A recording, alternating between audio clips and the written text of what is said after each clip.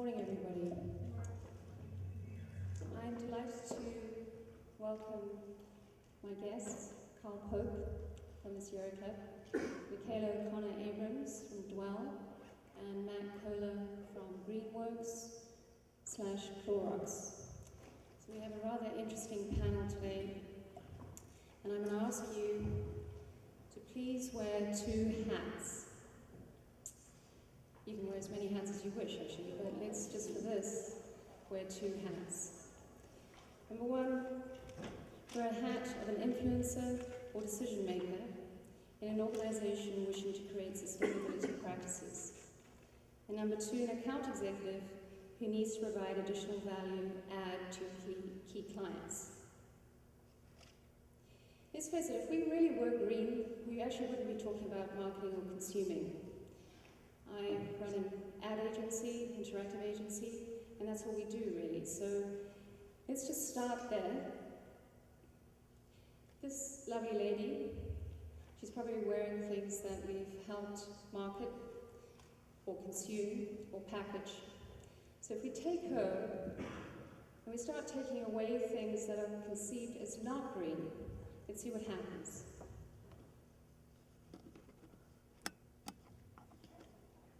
And even the public transportation goes.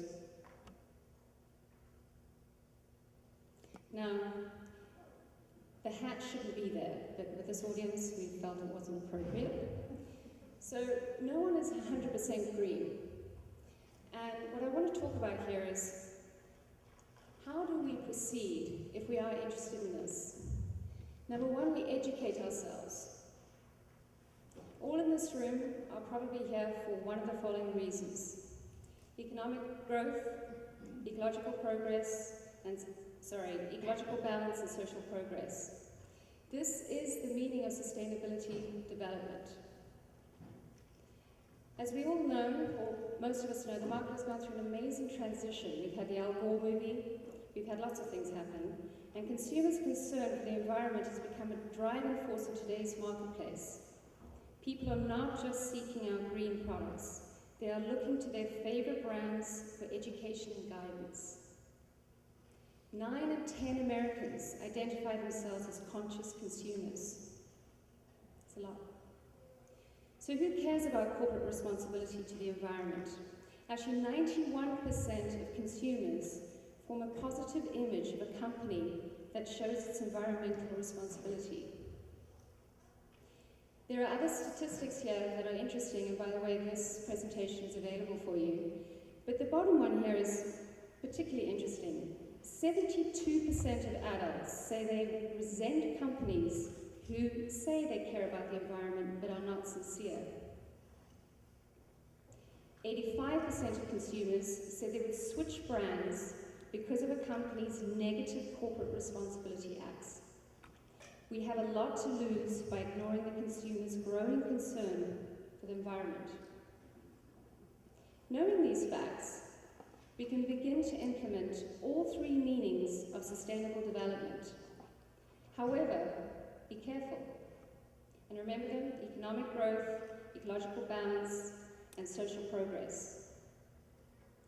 The internet is powerful. People are constantly watching, searching, and communicating. Digital marketing saves paper and allows for an instant global presence. However, it has also created a global police community. Technology is helpful. Social media sites create an educational and sharing environment. If you are transparent about your green-faced approach, you can learn from your target audiences, and they can learn from you. So let's just define a few things here. What is greenwashing? We hear it all the time. This is often portrayed by changing the name or label of a product to give the feeling of nature. For example, putting an image of a forest on a bottle of harmful chemicals. We've all seen that. Green sheen is interesting. It's a facade used by organizations which attempt to appear that they are adopting practices beneficial to the environment. There are multiple products. I'm sure you've all seen these. So with all that said, there is a green story here That story is unfolding in the lives of consumers as well as the brands they associate themselves with. What is a green story? First of all, you create a sustainable strategy. This helps determine things such as which environmental areas should be addressed first, what long and short-term goals are appropriate and achievable, which department and individual should lead the sustainability initiative for the company, and the plan should always include measurement recommendations. The internal green story is a strategy for an organization around sustainable initiatives. This is a practical and it's anchored in integrity and transparency, all derived from content generated from the organization's sustainability strategy and plan as well as brand, vision, mission, values, and business imperatives. If you don't educate and inform your internal crew, this is all pretty much a moot point. Plus, you can actually test that story on your external group.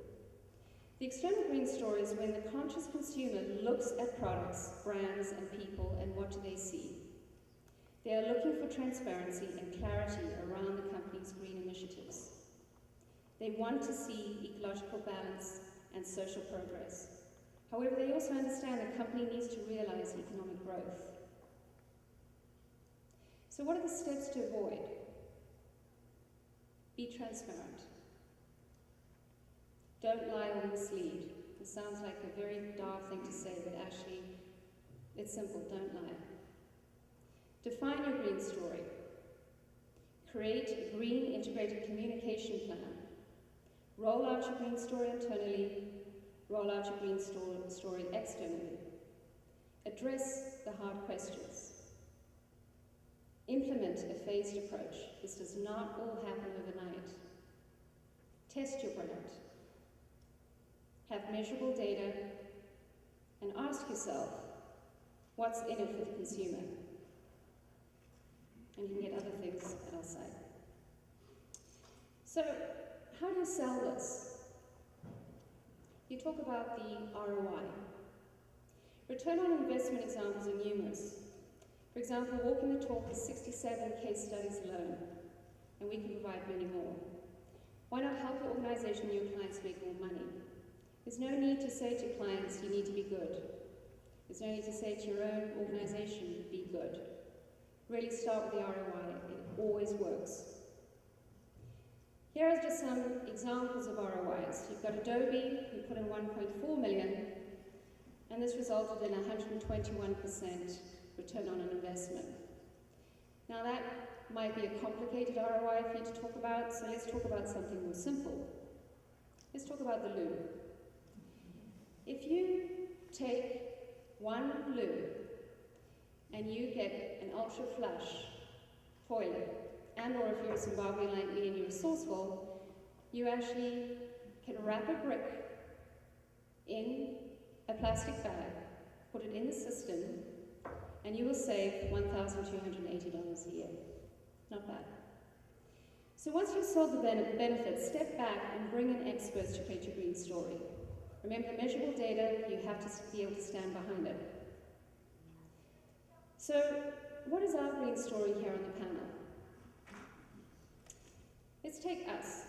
We're an interactive agency, and we're very proud to be amongst the first 50 green certified companies. And I just heard this morning that we actually won the 2008 San Francisco Green Business Award, so I'm delighted about that. But again, we know that we do sell to consumers, and we are marketing and packaging for consumers constantly. So all I'll talk about right now is what do we do internally? Here's a very basic fact. 92% of our entire offices are built with refurbished materials. On your left-hand side is an industrial desk for $3,400, and on your right-hand side are all our desks, which are made out of doors and scaffolding. And we get comments on them like, where did you get those wonderful desks? And I pointed a door and I pointed some crane outside. So I'm going to open this up now to our panel, which I'm going to ask by saying the first few questions, and then I'd love questions from the audience, and or we're just going to assume and anticipate the most difficult questions that you might have in